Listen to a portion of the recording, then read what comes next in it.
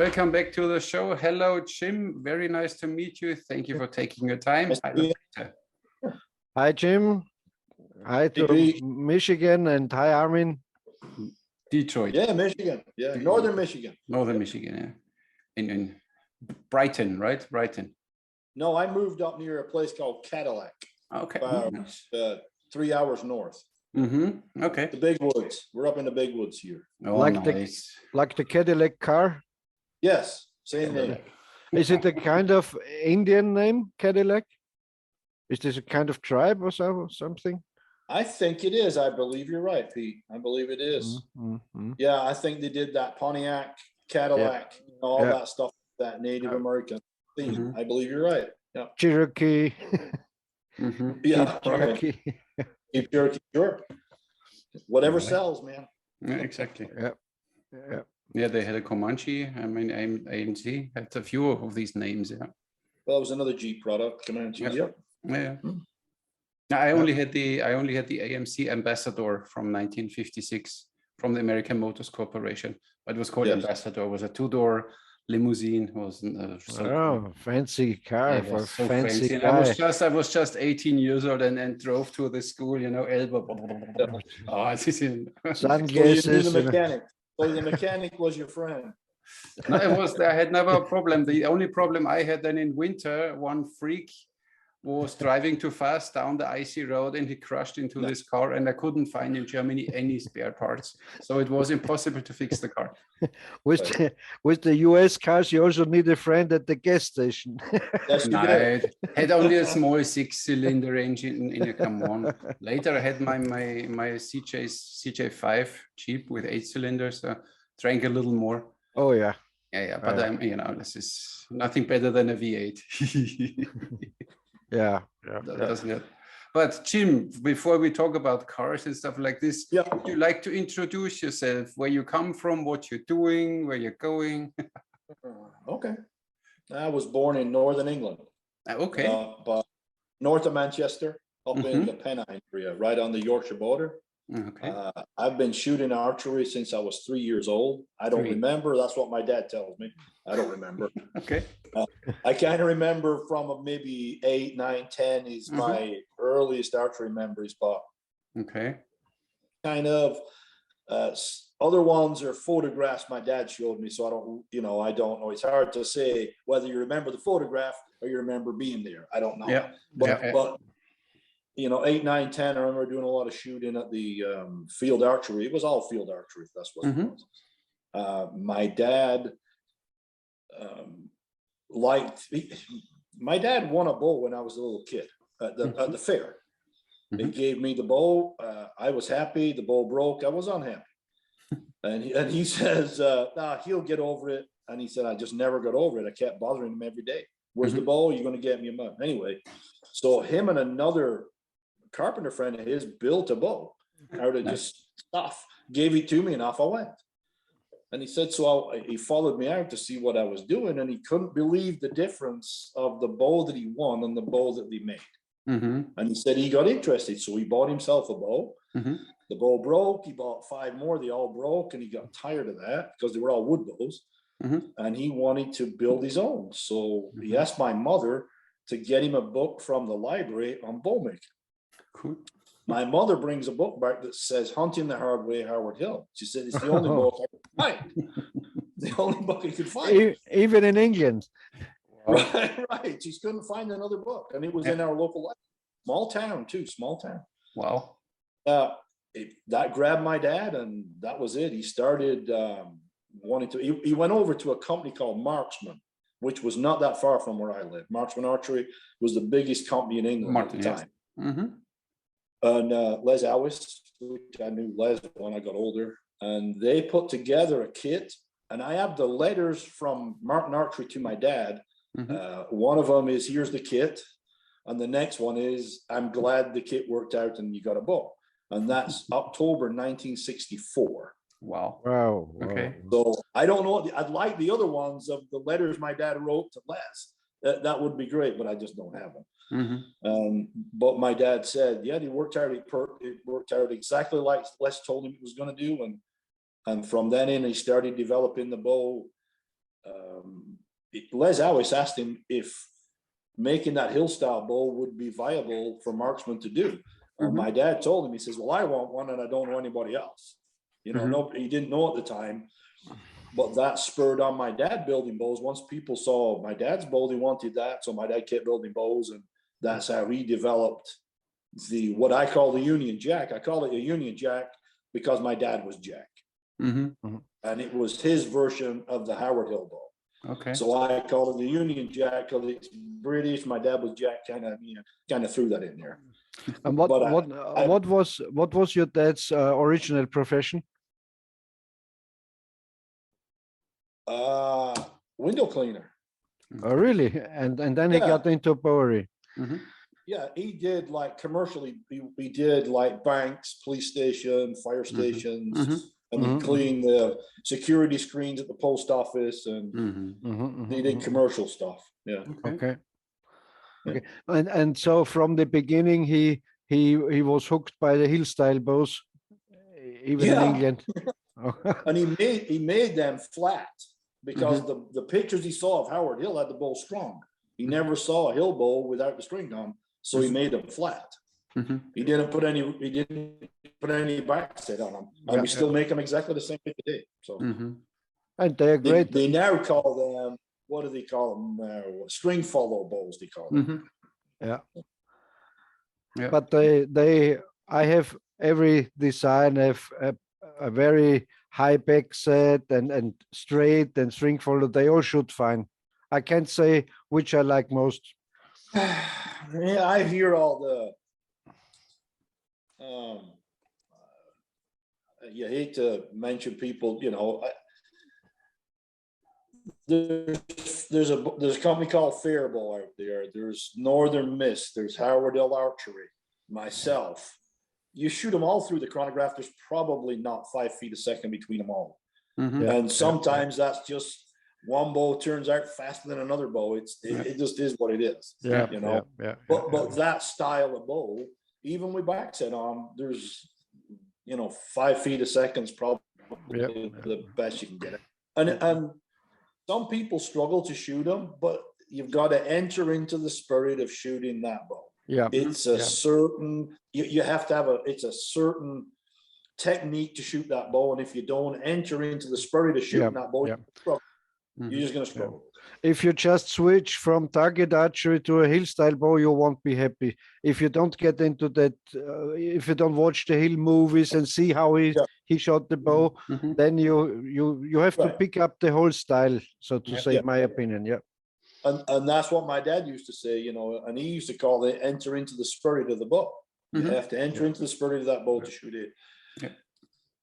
Comfortable. We're not going to be Howard Hill. Howard Hill was a one of a kind of dude. We're just not. It's different times.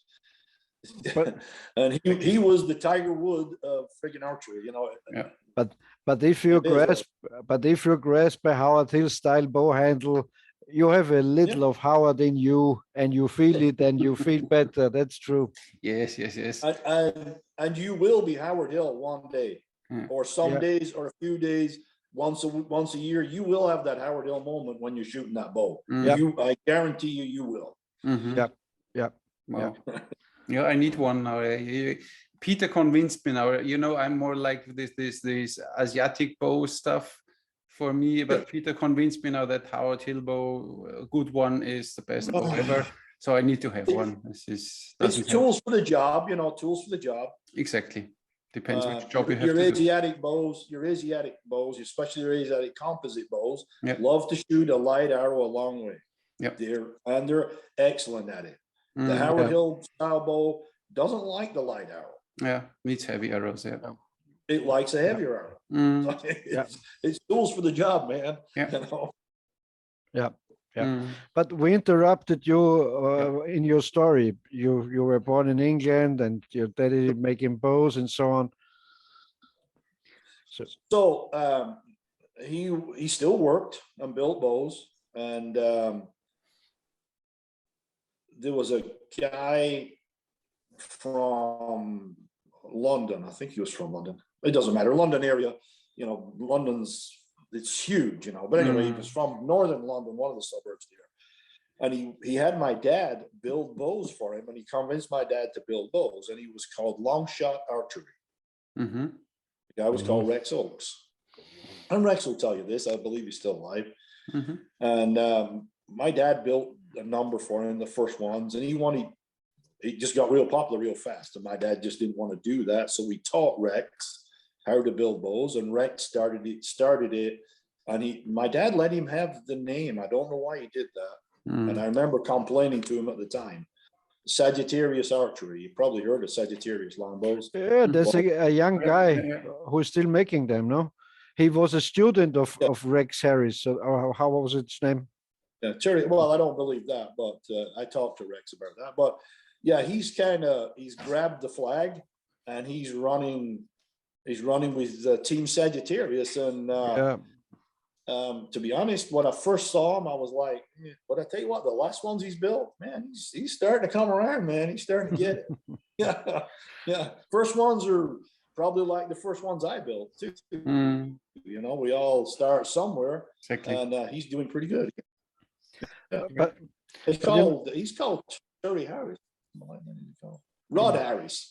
Rod Harris, he's called. And because we talk about it, I have to interrupt you again. And there's a lot of confusion because when I'm buying a bow from Howard Hill Archery in the United States, or if I'm looking one of the John Schultz Howard Hill style bows, or even for Hill Archery, he built them, and then I see pictures, and also I have one of Cherry Hill old Howard Hill style bows, not the action wood but bamboo, and let's say these Howard Hill Archery bows are more like a D shape, you know, a flattened D shape in the limb, and there are also some around there real flat bows where they just have a rectangular cross section in the limbs. So I even think Howard Hill made different ones. I don't know. What's your opinion about that? Howard Hill tried to make the best bow he could. So he experimented, and some came out this way and some come out I'm sure he was disappointed with. And he ended up with the bows you see him shooting in the films. I have, I think, 4 or 5 of them here from the 50s that was built. I don't believe Howard Hill ever built bows in the 50s for people unless he knew you. You know, I've heard people saying, yeah, this is a 1952 Howard Hill. He built it for my Uncle Bob. No, he didn't. Because Howard Hill was a multi-millionaire in 1952 after Tembo. And I'm sure his work doing all the other, he had no time, nor was it, it just wasn't worth him building. I just don't think he did. And now, if you were Guy Madison or you were Earl Flynn, sure, he's gonna build you a bow, man. Ain't no doubt about it. But is he gonna build me a bow? No, no. And I don't know. Did he ever build glassed bows for himself, or I don't know? Yeah, Howard Hill did. Yeah, with fiberglass. Yes. Okay. Yes. Because he came up in the 40s. No? I've seen White Eagle, which I believe he built. I saw Grandma. Yeah, true. That he built. I worked with Craig a couple of times. I was over there at Craig's, and it was for a vacation, but we ended up working in the workshop, me and Craig Eakin. And actually, we took the reflex out of his forms. I was responsible for taking some of that reflex out of his forms. Okay. And he'll tell you that. He'll tell you that, Will Craig. He's a nice guy. He's a nice guy. He's salt of the earth. Craig Eakin is the real deal, man. That guy is salt. And also his price is very favorable. No, and his wife is Evie. Evie treats you like $1 million, man. Treats you like one of her kids, man. When you go there, she does. But he had one called Posada Mañana, and Howard Hill built that one. And that's more modern one. That looks more like what John Schultz bows were like. John Schultz bows look more like that Posada Mañana than anything else, you know. Mhm. Worked for Howard Hill, I think about 1969 to 1971 or something like that. That's when, you know, Tim Miggs made a lot of bows for Howard Hill. And all these people, just like the Kramer boys, Autumn Archery, they were making them their version. Every bow maker has their own version. So you're going to see, you know, some people crowned the back, some people left them flat. So you're going to see people's versions of the Howard Hill bow. I have one. They told me from pictures it was made by Jim Darling with green glass on the backing and brown on the belly, and it's a real wide flat bow. Yep. Like the ones that you see. I have one. I don't know. I think it was a Jim Darling bow. I've got one here of them too. It looks like the ones in Sagittarius. It looks like the ones Bob Swinehart took. I think that bow is what Swinehart was shooting for Howard Hill archery bows. And there was another guy. I think his name was Dale Phillips or something. Yeah. I think I have one of his. There were a lot of bowers working for Howard Hill Archery. I just tell it to Armin. Smithwick. There was a guy called Smithwick. He made some bows for him too. I never heard about that. Right. He was one of Tom Jennings' buddies. Okay. Archery, they made some bows. Maybe Smithwick he called her. I don't know what his first name was, but his second name was Smithwick. And I think over the years they must have sold thousands and thousands of bows, this Howard Hill Archery. Well, Howard Hill Archery didn't come into be Howard Hill Archery till about 1960 or 61, I don't think. And I'm not an expert on this stuff. It's just gleaned information that I've got from Craig and being around the industry and looking at bows. And I don't think anybody can give you an absolute. Because the people that were involved, they're all dead, and they never really wrote this stuff down. You know, they never did. They never did. But these, I have three Stotler Brothers bows, and they were all built about the same time, and they're all different. And Howard Hill himself ran a shop in California. I think the name was Shawnee Archery or something. No, that's what. Now I do know the story of Shawnee Archery. I definitely know that. It was run by a guy called Doug Kittredge, owned Shawnee Archery. And Howard Hill rented the workshop behind Shawnee Archery, and that's where Howard Hill Archery came from. It was in Sunland, California. Yeah. And that's where he came from. And he set up with a guy called Dick Gerver and Ted Eakin and himself, and then were the three partners in Howard Hill Archery.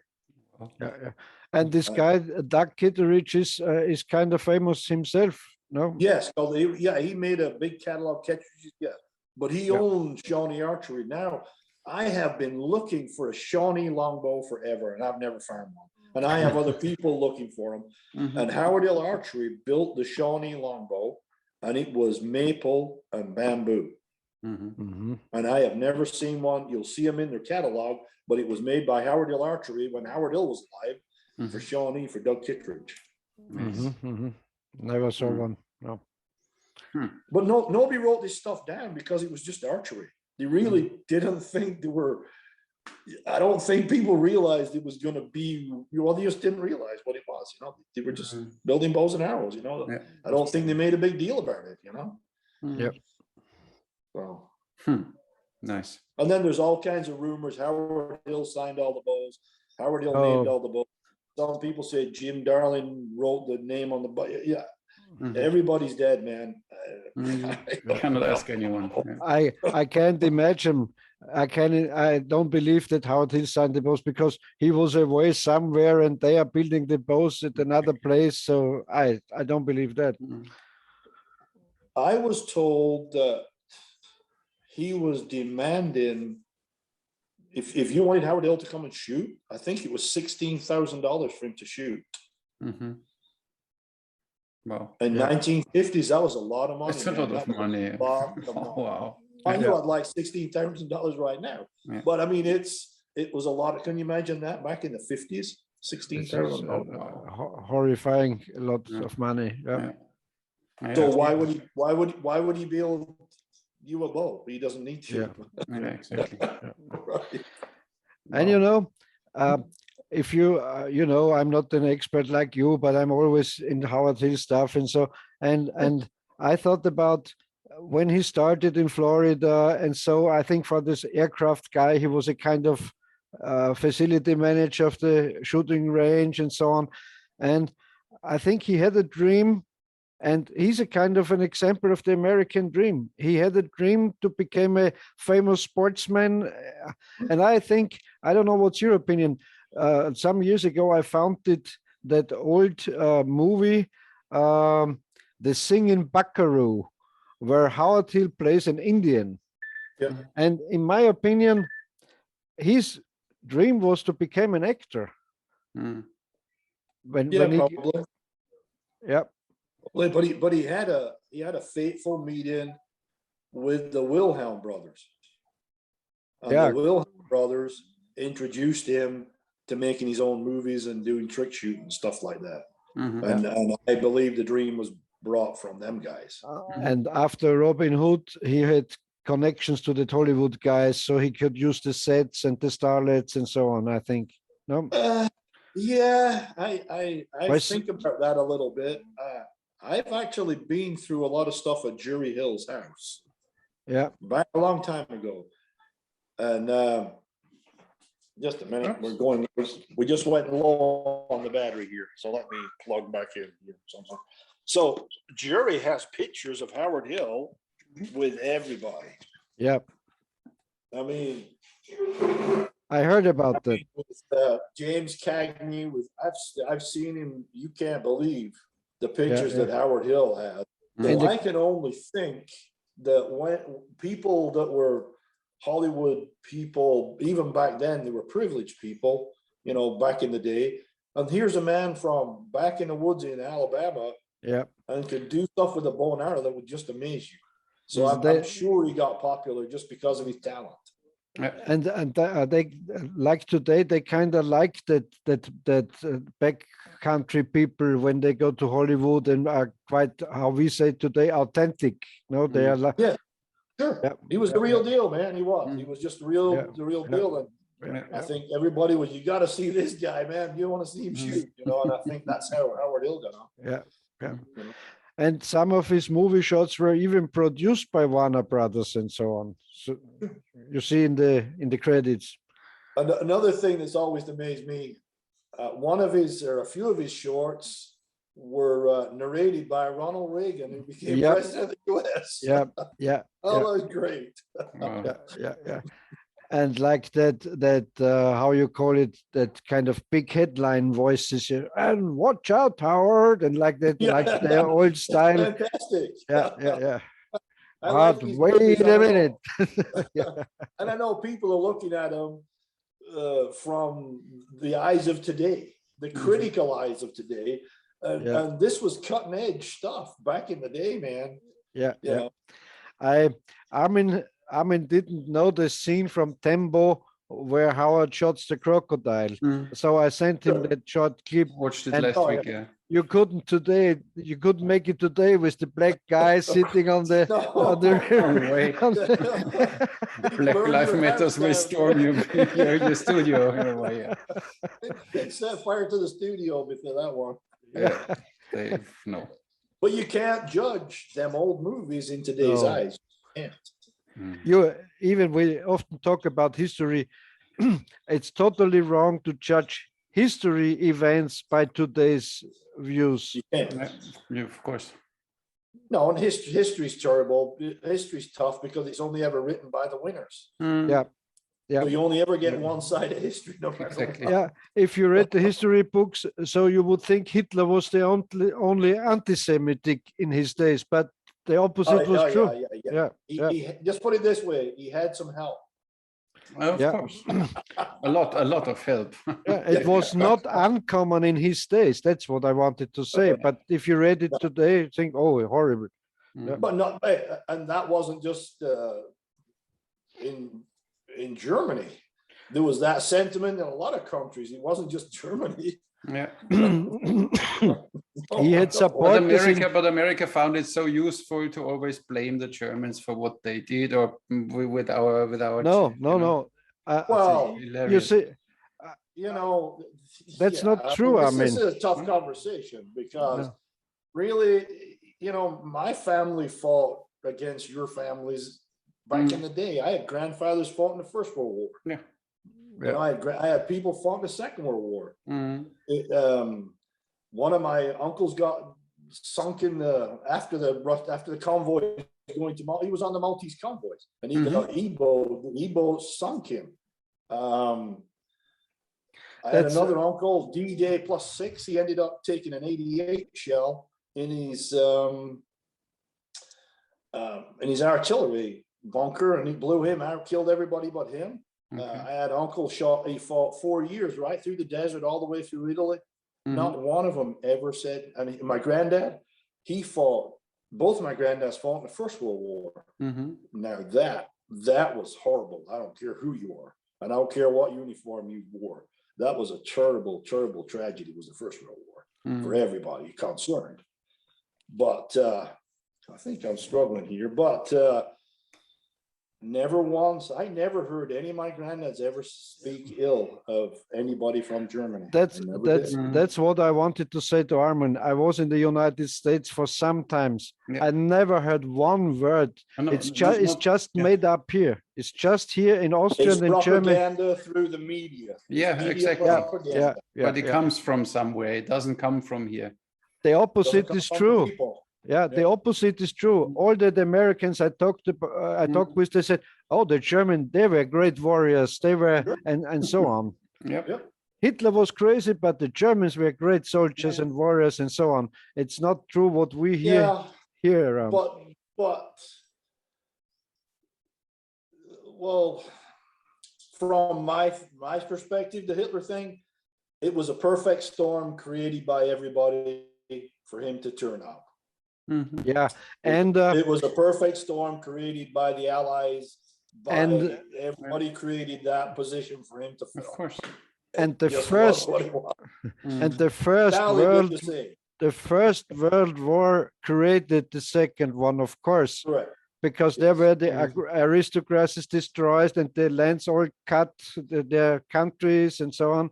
And that was the cause. And that's why the people believed Hitler, because he said, they took Poland from us, they took this from us and so on. And we have to get it back. And so, oh, he's right. And of course, this was this time. Do it again because of the internet. We're too connected anymore. People are going to say, just a minute, I'm going to talk to my buddy in this country. And they'll email him and he'll go, oh, no, that's not what's happening here.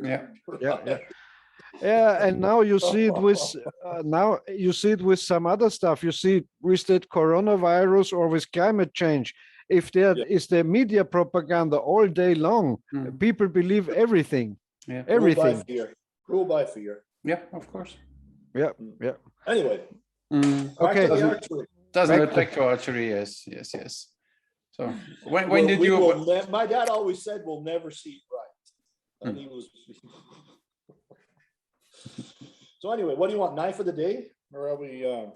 Or do you still want to talk to me about my story? Yeah, I guess. Yeah, did you move now already in your story to America? Or is this still your no? Early years in the UK? How did you get into bow building then?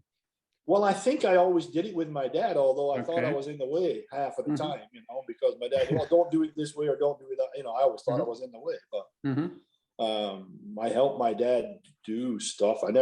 I remember building my first bow on my own. It was in the 80s, maybe. Up to that time, I was always involved with stuff, and I built a bow I'm going to build this bow on my own. My dad's not going to tell me at all. So I get the bow shooting, and I had to go away for work at the time.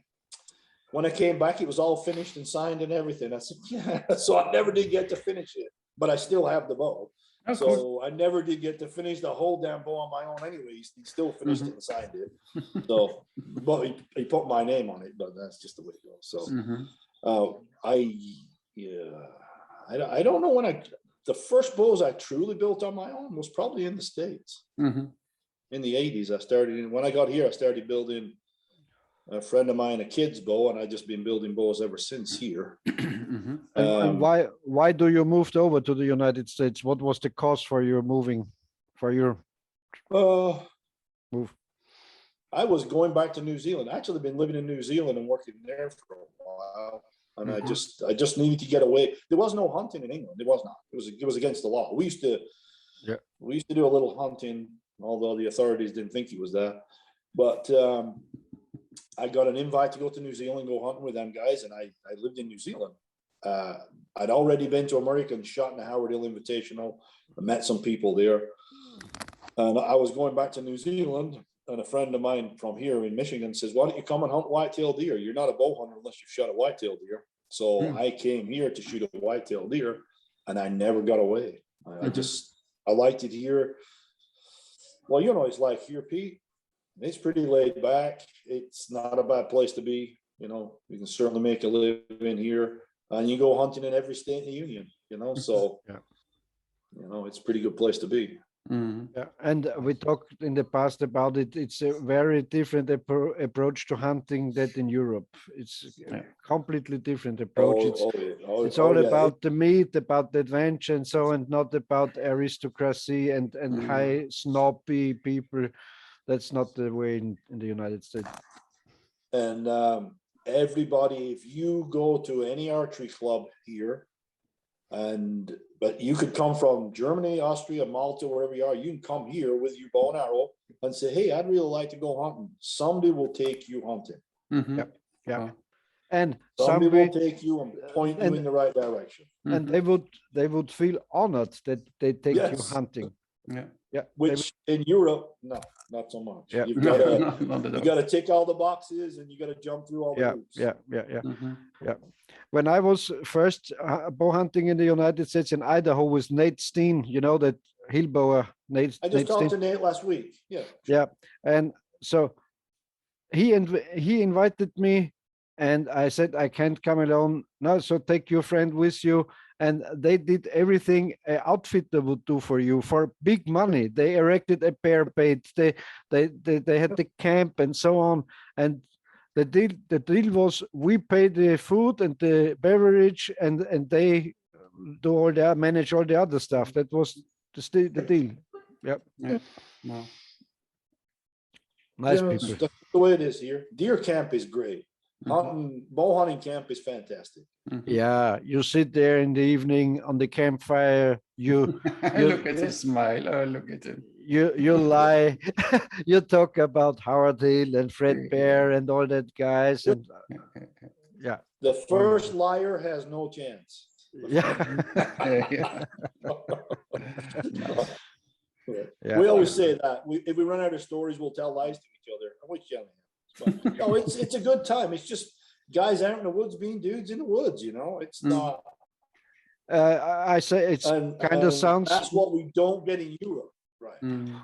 And it kind of sounds like romantic or something, but I always felt it's like you would go back to your archaic roots. You sit with some guys, you have a nice knife and nice camp food, and you talk about hunting, and next morning you go out while it's dark and you're looking for deer. And so it's like human, like men were thousands and thousands of years. And that's like you go home to where you come from. Your ancestors. Sounds very poetic, but it's like that. Yeah, you get to eat food your girlfriend or your wife doesn't want you to eat. That's what you get. But I was just interested. Are there no women bow hunting nowadays? Yeah, there is. Georgia, she's the co-owner of Bivouac Bows. She hunts pretty hard. Okay. In fact, this weekend she just shot a monster buck. This weekend. Okay. But you know what? I don't know if Jim will agree. But you know. In a group at the 3D tournament or in a hunting party, to be honest, I don't need women there because men behave different when women are around. So when when you're in camp with just your buddies and guys, it's a lot of fun. And if there's just one woman, and even if it's an ugly one, the men behave different. They talk different. They change their behavior. I was just up at the. I just spent the weekend with Bob Eastman. We were hunting together up there. He owns a square mile. He's I don't even know Bob Eastman. He set up a little company called Carbon Express Arrows and Game Tracker and Eastman Outdoors and Gorilla Tree Stands and all that stuff. He used to have, it's now he's sold to Ferdinand, and he has a camp up there, and it's just all dudes, man. Just guys. We get to drink bourbon and again eat fried foods, man. That's what you do. everything unhealthy. Everything isn't allowed. And it does. And whether people want to admit to that or what, but guys do change when there's a woman around. Because it's nature. It's not because I don't like women. I really like them, but not while hunting. It's a different thing. It is. But we don't get the casual hunting in England. Well, England, it was banned when I was 8 years old. They banned deer hunting in England. When I was 9, they banned it all through the country. Scotland used to allow you to hunt. I went up there with my dad when I was 9, hunting red deer. And that was the last time we could hunt red deer in England. And it doesn't matter if I'm sure you can if you're one of the royal family, but it doesn't matter how much money you have, you cannot hunt red deer in England. Just the lords and they on their own property, they could hunt, no? I think the law says all archery hunting is banned. Okay. But I don't know. I talked about hunting in general. Oh, you can rifle hunt if you've got enough money, just like in Austria. And if you tick the boxes that they tell you have to tick, you can go hunting. Yeah, sure. Germany is the same. Yeah, Austria. Yeah. The leases you have to have and the farmers you got to pay, and but it's privilege hunting. And you have to make a kind of course of school. In Austria and also in Germany, you have to make a kind of hunting school. Yeah. Well, you have to get a license here too. In America, you have to pass a hunter safety course. But that's a short thing. I know it. But it's not the Austrian or German. It's not the same as the Jägermeister thing. It's not the same as that. No, that's crazy. That shit you have to do over there to get a hunting license is insane. But on the other hand, if you have just an idea about the game and when they breed and so on, so it's not too bad, I'd say. No, but if you're a bad hunter, you're not going to get anything. Period. Exactly. It doesn't matter. Doesn't matter how educated you are. You're still going to be able to go hunting. True. Cool. Yeah. So I've set up here, and I've been building bows full time for about 15 years now, I think. Full time. Yeah, still done some work with the island, Which kind of bows you built? Howard Hill longbows, obviously. I build. I have a 50 style recurve, 60 style recurve, a 3-piece ILF style hunting bow. Okay. Yeah, that's pretty much it. Oh, a couple of reflex deflex. They're the ones I call this ASL thing. That's what I call it, ASL. American semi-longbow is reflex deflex. Okay. The hill style bow is the American longbow. As far as I'm concerned, that's it. Yeah. I call the reflex deflex shy recurves. I mean, it's got people involved. It's not my style of bow per se that I go to, but I'll shoot them. I shoot them all the time too. They're wonderful. But my go-to bow is, and I like to shoot. I'll shoot the recurve for a little bit. I'll shoot, the reflex deflex. But when I grab my hill style bow, it's like I've come home. I don't know what it is. It's just And it'd be the same for you if you're shooting the Asiatic bows. You can shoot all these other ones. When you grab your Asiatic bow that you like, that's good now. Now it just feels like you're going, everything in the world is good again. You know? Yeah. And that's, we talked before about it also with Byron Ferguson and with other guys. The most important thing, the key to good and consistent shooting is you have a proper equipment and you have to love your bow. You have to be convicted that the best bow you can hold in your hand, you carry now. Oh, sure. And that's the key. It's your tool. You need to trust your tool and you need to have confidence with your tool. Yeah. Nice. And which glass do you use? Because I saw in a few posts that people buy from you only the glass and build their own bows, and they are quite happy with the glass from you. The glass it's always been Gordon's glass. Yeah. Which one? Gordon's. Gordon. Okay. Bow tough. I'd say that's actually, I've got some samples here right now. I'm going to run about 10 bow sample from somebody else's glass. Nice. So people buy even only the material from you and build their own bows. I've stopped doing that, but I still supply Hoyt with all their stuff. I still do all the cores for Hoyt bows. Okay. Cool. Nice. What you sell the glass to Hoyt now?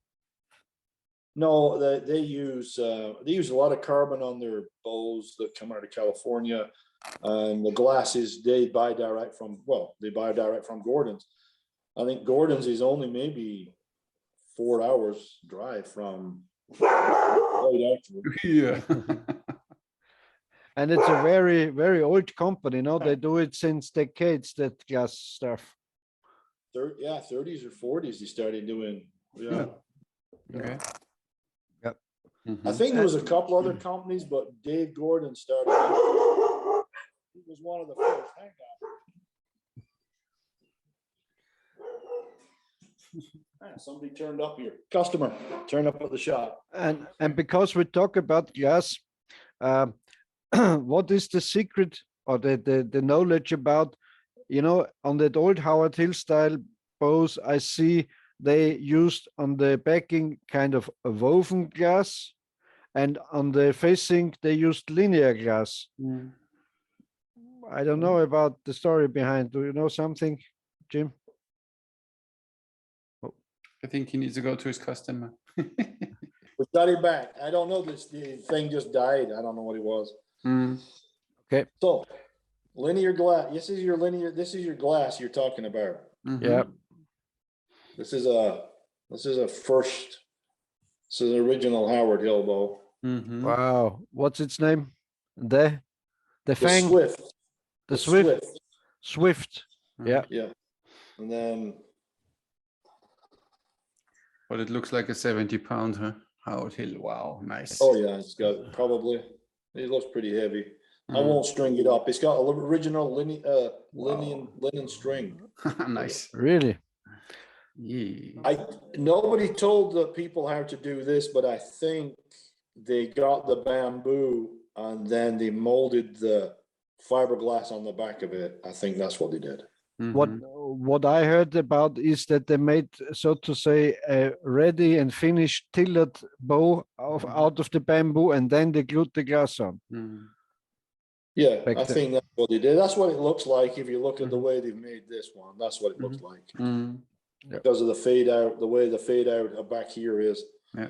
The fade out is blunt here, but it goes further down the bamboo, so it looks like they stuck the back on a piece of maple, and then I think they probably had the fiberglass on the back, and they tillered the belly, then they put the glass on. Okay. That would be my guess. Makes sense. Otherwise, it'd be too difficult. It'd be too difficult to do it another way. Yeah, makes sense. Yeah.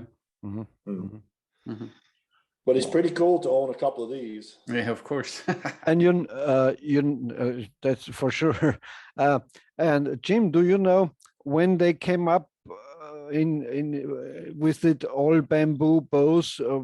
I think they were around before Howard Hill made them too. No, the earliest that I've read about was Elmer. Elmer did them in the 20s, and I'm sure, as you know, nothing's new. But Elmer was making English style longbows out of bamboo and quite happy with them.